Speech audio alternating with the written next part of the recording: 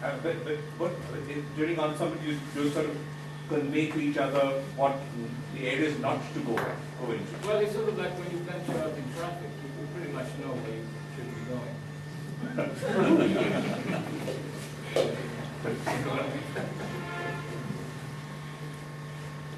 Yeah.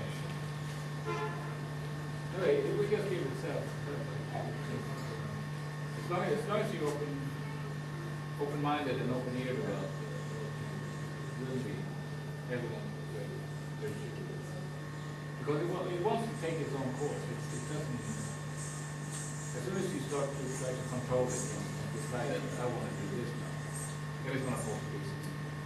It might fall to pieces anyway, but if you let it happen, it's And a lot of this subsumes,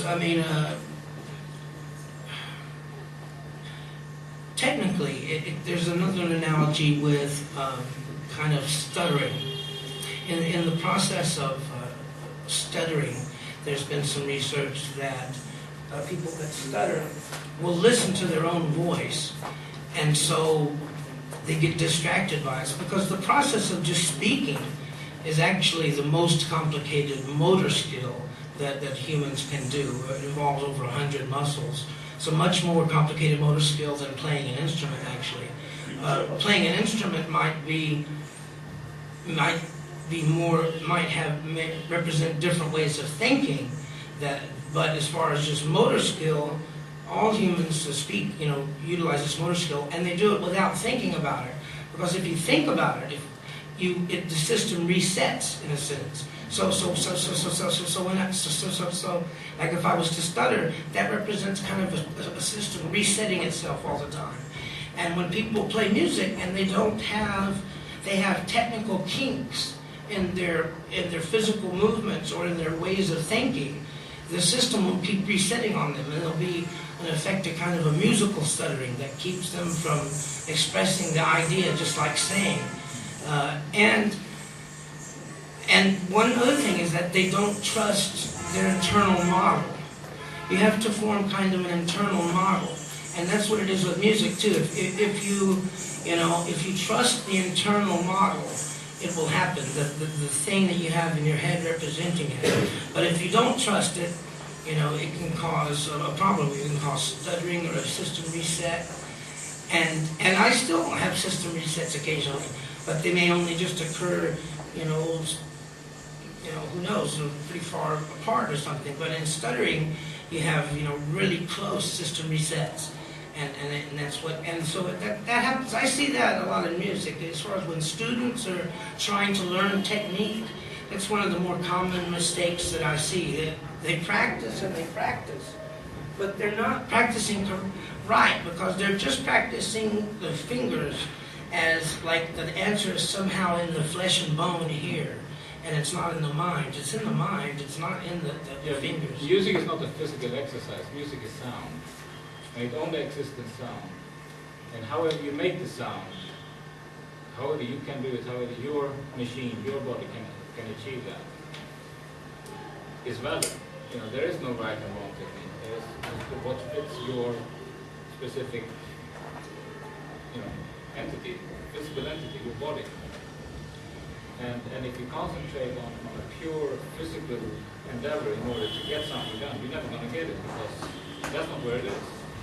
But if you concentrate on the sound and let the body do what it wants to do, and if you don't force it, if you don't try to do something complicated from the beginning, if you start with very simple things and just let it happen to you, then there will be no technical problem. Yep, and people, oftentimes with students, I see also that they keep putting off the process of being creative.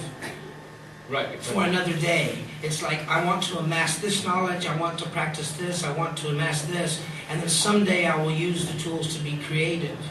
But you can use the tools at any state you're at to be creative. Because to me, creativity, just to actually play one note, just against another note, just a third, there's already so much in that right there is already the whole of music in a way. You know, it doesn't.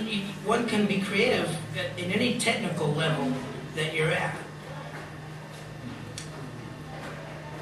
Because even just one note, just a third, can have such a pretty sound, and it automatically suggests somewhere else, going somewhere else. If you're here, then it may want to pull, you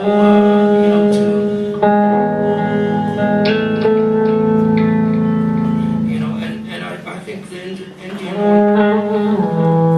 ornamental system of doing that. I like the ornaments in the West. In Western music, you had the traditions in the 1400s, 1500s, the Gregorian chants, it was called, and early classical music, where people sing, and it was a very strange sound.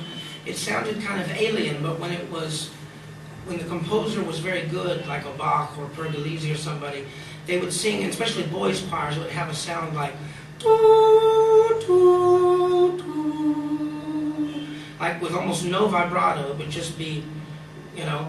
It was only later in the kind of post-classical and romantic era in Western music that a concept of opera singing developed in order to kind of get loud enough to overcome these giant forces, because as the orchestra grew in symphonic music, it got more and more loud, and so they thought that by projecting it, and there's some truth in it, but that they could go, ah, and see, in the Indian system, the kinds of things that happen like that are for information purposes. It expresses another type of rhythmic or pitch or feeling thing.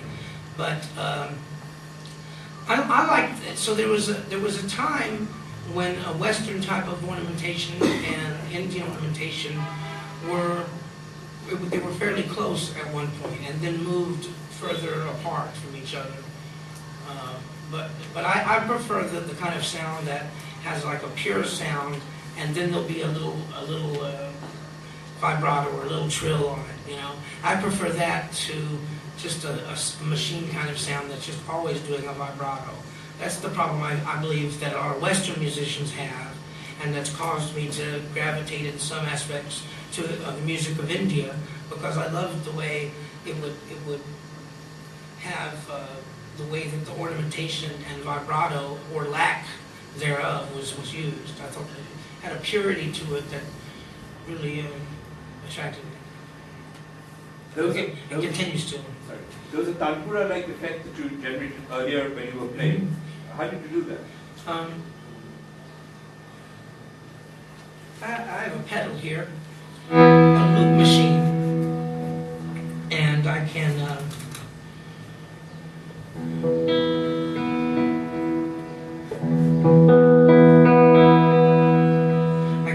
play, turn it on, and then play, like the tambura does. So, but you work. Okay, now it will go like that. Now, but then in order, and a lot of times, to make it sound a little more tambura-like, I reverse the sound. So now it's what I played backwards. And that has a tambura.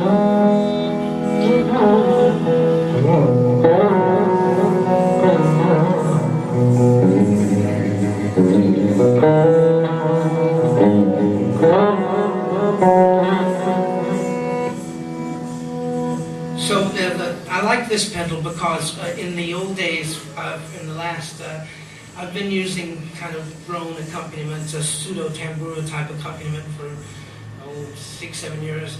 And before I had a pedal that wouldn't keep doing it on its own. This will just keep doing it. I don't have to touch it.